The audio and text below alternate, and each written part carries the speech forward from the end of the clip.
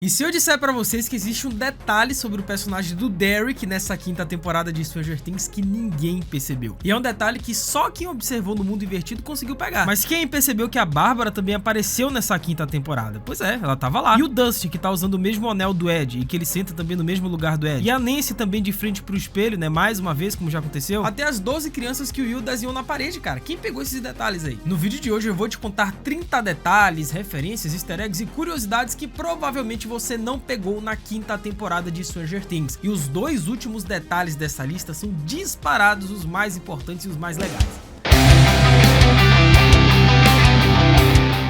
Hello my friends, Geek na voz, e o nosso primeiro detalhe, e eu acredito que um dos mais importantes, é como que o Will conseguiu acessar a mente do Vecna, né, o Mindscape, e acima de tudo controlar os Demogorgons. Afinal, a chave para isso está em uma conversa aparentemente simples entre o Will e o Rob, né, porque em um momento muito íntimo, ela diz para ele que as respostas que ele procura não estão fora, mas dentro dele. Ele não precisa de validação de ninguém para entender quem ele é ou o que ele sente. E essa fala pode até parecer apenas um apoio emocional, mas ela funciona como um verdadeiro gatilho narrativo. E mais tarde, né, quando o Will acessa suas memórias, a gente tem uma enxurrada de flashbacks, e esse daí é outro detalhe que ninguém pescou, velho. As 3 memórias que o Will revive são exatamente as mesmas que Mike, Joyce e Jonathan usaram lá na segunda temporada com ele, quando o Will estava sendo possuído pelo Mind Flurry e eles tentaram trazê-lo de volta à consciência. O Mike, ele lembra o primeiro dia em que eles se conheceram no balanço e se tornaram amigos, né? A Joyce relembra o aniversário do Will, quando deu ele uma caixa de lápis de cor, e o Jonathan traz à tona o dia em que eles construíram o Castelo Byers. Ou seja, não são lembranças aleatórias, são âncoras emocionais. E tem outro detalhe escondido também dentro dessa primeira memória do Mike, tá? Eu quero ver quem pescou essa aí. Afinal, o balanço é azul com barras de apoio amarelas, né? E se isso soou familiar, não é coincidência. Quando o azul encontra o amarelo no oeste, que é a frase código russo que se encaixa perfeitamente aqui, ou seja, é uma piscadela direta para os fãs mais atentos. E já que estamos falando do Will, né? O volume 1 traz algo ainda mais simbólico. Ele começa e termina com referências diretas ao personagem, reforçando que o Will é, sem dúvida, o coração da temporada final e a chave para derrotar o Vecna. E logo nos primeiros minutos desse primeiro episódio do primeiro volume, a gente vê o Will cantando a famosa música Sure Stay or Sure Go. E essa música não é qualquer, né? Ela é o equivalente ao emocional da música da Max, né? Porque assim como Running Up the Hill é a trilha de sobrevivência dela, essa música é o porto seguro do Will. E isso foi estabelecido lá na primeira temporada, quando o Jonathan explica que gravou a fita pro irmão dele depois que o pai foi embora, velho. E agora a gente vai comentar sobre um detalhe visual que, cara,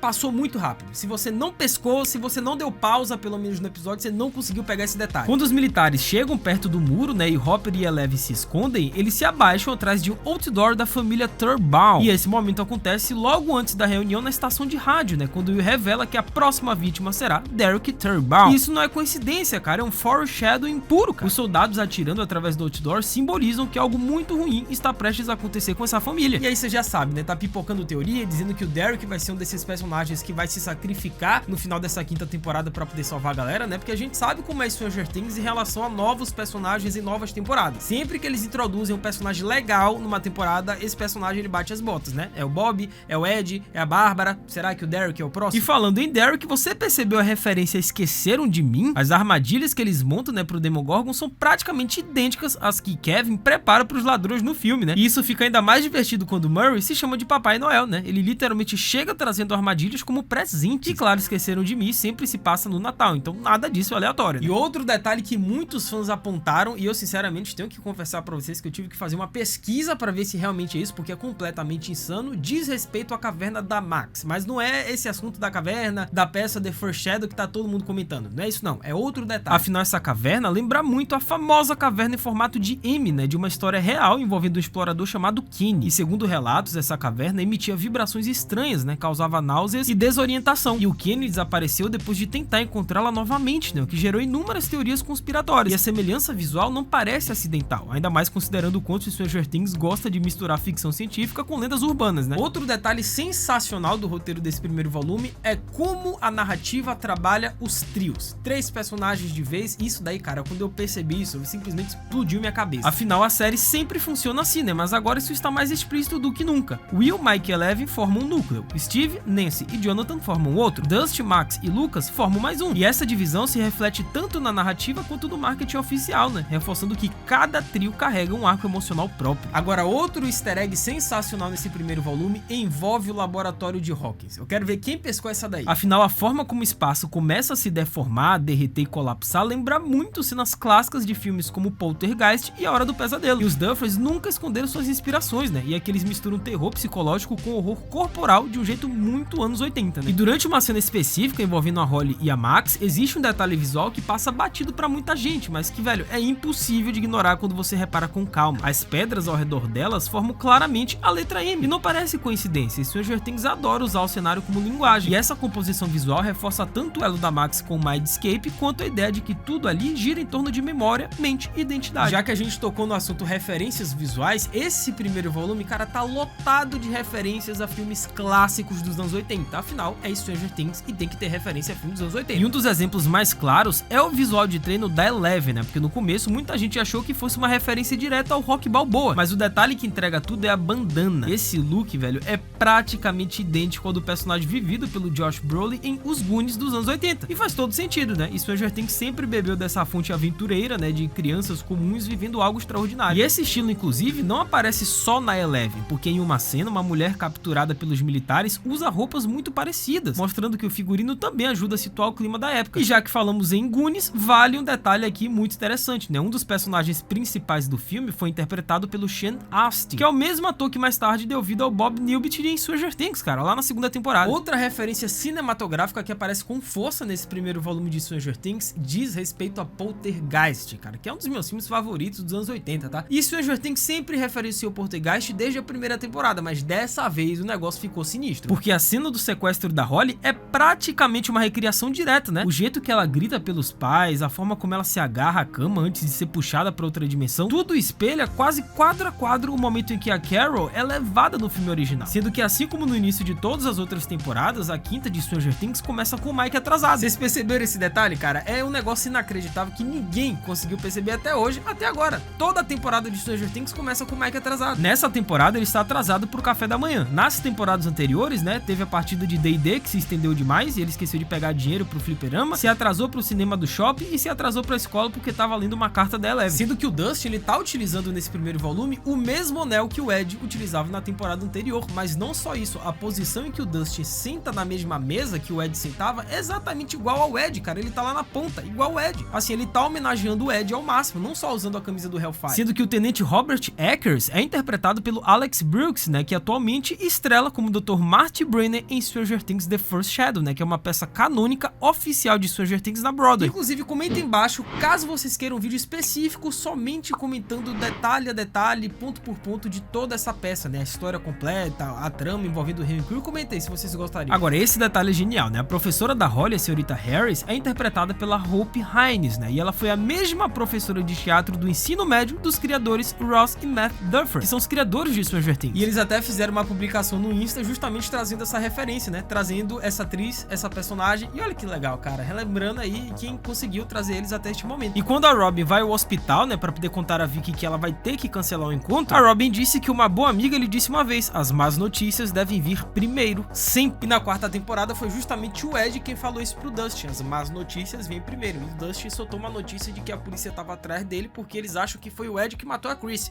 Baita notícia ruim. Então, pra compensá-la, a Robin diz a Vicky que reservou uma mesa no Enzo's, né, para um encontro de reconciliação. Claro que o Hopper convida a Joyce para um primeiro encontro no Enzo's na terceira temporada, né? Só que a Joyce deixa plantado o Hopper sem querer, né? Eles nunca chegam ao Enzo's, né? Depois que o Hopper aparentemente morre no final da terceira temporada. E quando o Dustin ele visita o túmulo do Ed, simplesmente é possível vermos o túmulo da Barbie, cara, a Bárbara lá da primeira temporada. Olha eles referenciando a Bárbara aí. Sendo que no quarto da Holly você pode ver um pôster, né, e uma fronha com a imagem de Rainbow Bridge, né? Afinal, Rainbow Bridge era uma série animada infantil que começou em 84 e no especial de TV da série, né, intitulado Perigo nos Poços, Rainbow Bridge, né, uma garotinha alegre, é levada para um mundo subterrâneo chamado Os Poços. E tudo isso prenuncia o tempo que a Holly vai passar no mundo invertido, cara. E essa ligação da Holly com Vecna e o mundo invertido já foi sugerido em temporadas anteriores da série, né? Na primeira temporada, ela seguiu as luzes e viu Demogorgon tentando emergir de uma parede na casa da Joyce. Depois, na terceira temporada, ela percebeu as árvores se movendo no carnaval de 4 de julho, quando o Devorador de Mentes estava caçando a Eleven e o resto do grupo, né? E quando a Nancy está lavando o sangue das mãos no hospital, né, no segundo episódio, a cena é filmada de forma semelhante a outros momentos com a Nancy em temporadas temporadas anteriores, né, onde vemos parte da cena se desenrolar através do reflexo da Nancy. Sendo que no porta-luvas da WSQK na van você pode ver um grande adesivo sobre o cometa Halley. O cometa foi visto pela última vez em 1986, marcando a primeira vez que foi estudado de perto por cientistas, né, e a próxima aparição prevista é em 2061. E na quinta temporada, né, no segundo episódio, a Robbie exclama Great Scott, né, e diz que a Joyce que o capacitador de fluxo está com defeito de novo. E obviamente tudo isso é uma grande referência a De Volta para o Futuro, né, filme que a Robin e Steve assistem no cinema do shopping na terceira temporada, enquanto eles estavam sob o efeito das drogas aplicadas lá pelos russos, né. E enquanto cuidava do ferimento do Hopper no mundo invertido, Eleven diz que aprendeu a fazer isso com a Max. E na terceira temporada, depois de ser mordida pelo Devorador de Mentes, o ferimento da Eleven é tratado pela Max da mesma maneira, né. E enquanto a Holly brinca na casa dos Creel, ela experimenta roupas, incluindo o vestido amarelo. E esse vestido já havia sido visto em Alice Creel, que era irmã do Henry, cara, irmã do Vecna, quando Victor Creel estava contando a Nancy e Robin sobre a noite em que sua família morreu. Agora, esse detalhe daqui é um dos melhores e diz respeito a Holly também lá no Mindscape do Vecna, cara. Isso daqui, quando eu percebi, minha cabeça explodiu. Pois quando a Holly está vasculhando o antigo baú, né, de escoteiros do Henry, ela encontra um telescópio com a inscrição dizendo o seguinte: Telescópio Espião do Capitão Meia-Noite. Cara, o Capitão Meia-Noite era um famoso programa de rádio que foi ao ar em 1938. E em Stranger Things, né, The First Shadow, é revelado que o Henry estava brincando com o telescópio em uma série de cavernas em Nevada. E quando ele voltou depois de se perder, ele estava completamente diferente. Ou seja, ele foi para a dimensão X e lá ele adquiriu esses poderes do Vecna, foi manipulado na certa pelas forças malignas do Mind Flayer. E se vocês quiserem ver a história completa de The First Shadow, é só comentar ali embaixo que eu faço um vídeo sobre isso. E ao explicar o que viu enquanto estava conectado à mente coletiva, Will diz que foi um lugar onde o Vecna não o queria. E na segunda temporada, Will disse a mesma coisa depois de ser possuído pelo Mind Flayer. E a Max disse a mesma coisa na quarta temporada quando conseguiu entrar na mente do Vecna, velho. E além disso, ao observar o desenho do Will, a Robin percebe que o Vecna provavelmente vai raptar ao total 12 crianças. E em Stranger Things The First Shadow, é revelado que o Henry ficou desaparecido por 12 horas em uma caverna em Nevada antes de ser encontrado. E quando ele retornou, como eu disse, ele já era o Vecna basicamente. Sendo que esse detalhe comportamental do Dusty também é sensacional, né? Porque todo mundo percebeu que ele quer manter viva a memória do Ed. Então ele copia o cabelo, começa a usar os anéis, muda a postura, tudo isso eu já falei. Então o Dusty, ele passa a sentar no mesmo lugar que o Ed sentava. Ele joga a mochila da mesma forma displicente. Até o jeito de falar dele muda, né? Ele fica mais ácido, mais arrogante, mais provocador. É como se ele estivesse tentando ocupar o espaço que o Ed deixou. E aqui entra o conflito emocional, né? Porque apesar de bonito, isso também é trágico, porque o Ed pediu uma coisa muito clara antes de morrer: que o Dusty nunca mudasse e sempre fosse ele mesmo. E ao tentar homenagear o seu herói, o Dusty acaba traindo uma promessa sem perceber, cara. Mas e aí, faltou algum outro detalhe, referência easter egg que vale a pena comentar? Deixa aí embaixo que eu vou ler e responder todo mundo. É isso, até a próxima, valeu, falou